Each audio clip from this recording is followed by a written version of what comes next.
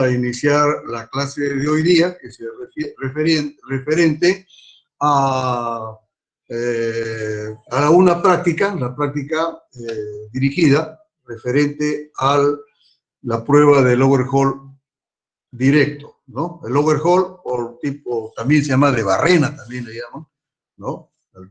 La prueba del barreno. En realidad, es una prueba, como ya les he explicado, para poder determinar la conductividad hidráulica bajo el punto de vista de drenaje, ¿no? ¿En qué consiste la prueba? La prueba consiste en hacer un pozo hasta llegar 1 metro por debajo del nivel freático. Esta prueba se realiza generalmente, o siempre se realiza para suelos o para medios porosos que estén con napas freáticas altas, ¿no? Ya saben que el drenaje es justamente eliminación de las aguas. Entonces, se hace el pozo hasta 1 metro por debajo del nivel freático. Esa es la profundidad y con un diámetro determinado, ¿no? Con un diámetro determinado. Se extrae el agua del pozo, ¿no? Y se saca el agua e inmediatamente se introduce la wincha con un flotador. El pozo comienza a recuperarse, es decir, el agua comienza a subir su nivel hasta que finalmente llega hasta recuperación final del equilibrio, ¿no? Del nivel freático. Pero esta prueba solamente es suficiente las 2/4 partes, perdón, las 3/4 partes es suficiente ya para poder determinar la conductividad hidráulica, ¿ya? Entonces, se toma el tiempo de recuperación, se mide la columna recuperada y se divide entre el tiempo y ahí tenemos nosotros la conductividad hidráulica. Eso es lo que consiste este método. Sin embargo, durante el transcurso de la prueba existen algunas variables que no se han determinado, por ejemplo, el viento, o de repente se pega el flotador en las paredes del pozo, en fin, hay una serie de problemáticas que se pueden presentar. Entonces, para eso se ha determinado una constante C. Esta es la constante C que estoy señalando como el puntero, ¿no? Y esa constante C se va a determinar mediante un uso de un gráfico que inmediatamente lo voy a pasar a mostrar. Está colgado en la pantalla, ¿no?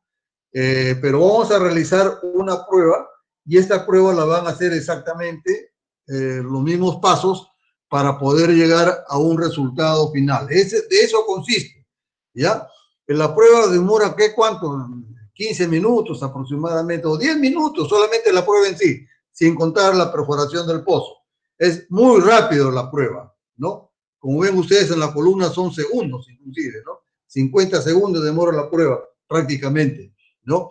Entonces, vamos a hacer una prueba que ya está realizada, ya hemos hecho en campo una prueba determinada, y ustedes van a calcular cuál es el valor de la conductividad hidráulica, siguiendo la metodología, ¿no? Que ya les expliqué ya en la clase teórica. Por ejemplo, acá se ha transcurrido 50 segundos, ¿no? 50 segundos. O sea, yo hice el pozo. ¿Cuánto es la profundidad del pozo? Es 240 centímetros, ¿ya? ¿Medido desde dónde? Medido del nivel de referencia. Esta apóstrofe que ven acá, es de prima. Cuando da el apóstrofe quiere decir de que la medida está tomado desde el nivel de referencia, ¿ya? Nivel de referencia. Entonces, la medida que hay desde el nivel de referencia hasta el fondo del pozo es 240 centímetros.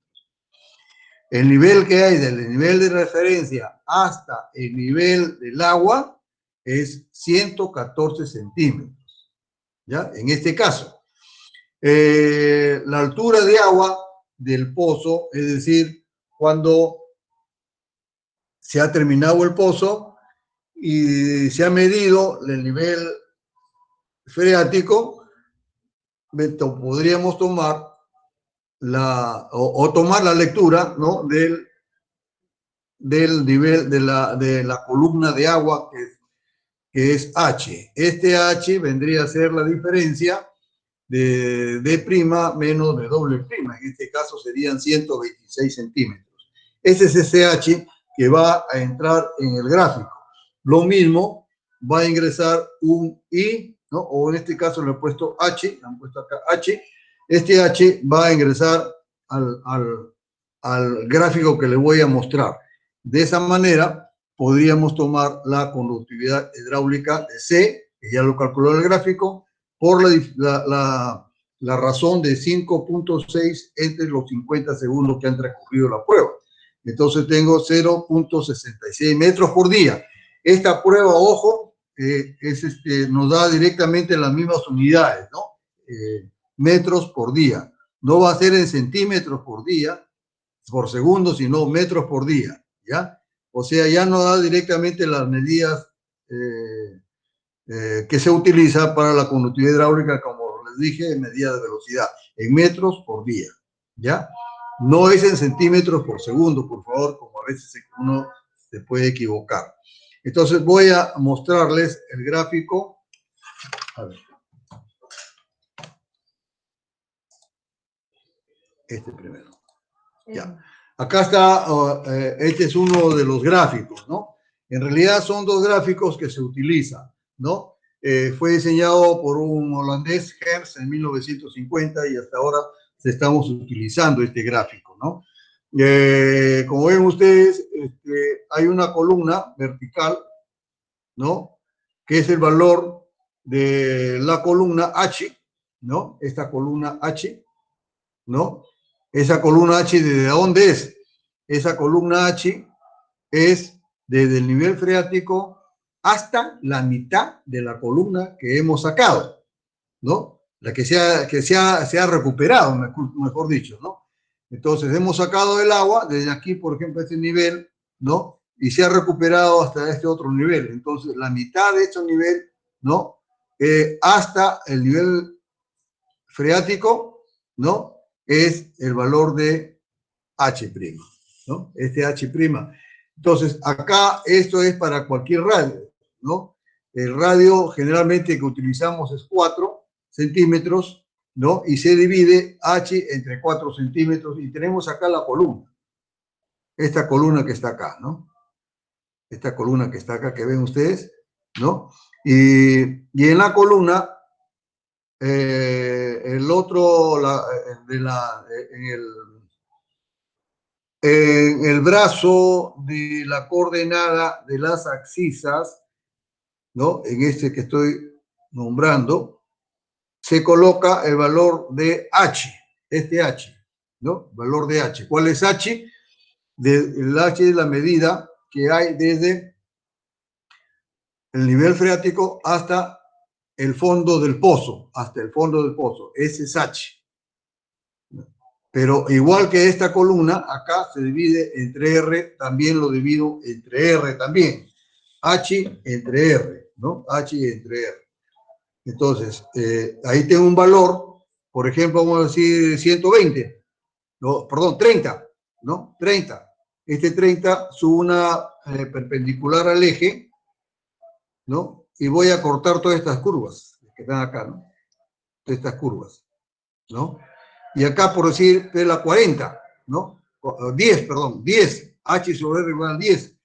Entonces hago una perpendicular a la curva que yo he realizado y me da este punto, ¿no?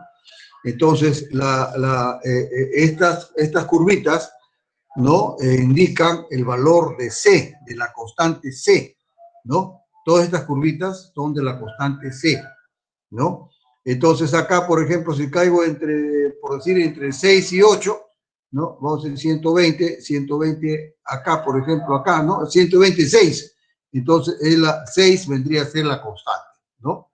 Entonces, ¿dónde se cruza? Y si no choca exactamente en la curvita, entonces lo puedo interpolar entre, por ejemplo, acá entre 2 y 3, ¿no? Podría interpolarlas de acuerdo donde caiga. Y esto ya es más o menos al ojo, ¿no? Entonces, este cuadro, este gráfico, te sirve para determinar el valor de C, ¿no? Que es función básicamente de H, de R y también de H', ¿no? O I', en el caso que nosotros estamos utilizando, H mayúscula y también el valor de R, ¿no? Y este es el valor de C, ¿ya? Pero, ¿qué es lo que pasa? Este gráfico, ojo acá, este gráfico es válido solamente cuando el fondo del pozo coincide con el primer impermeable. Este es el impermeable que está con rayitas, es el impermeable.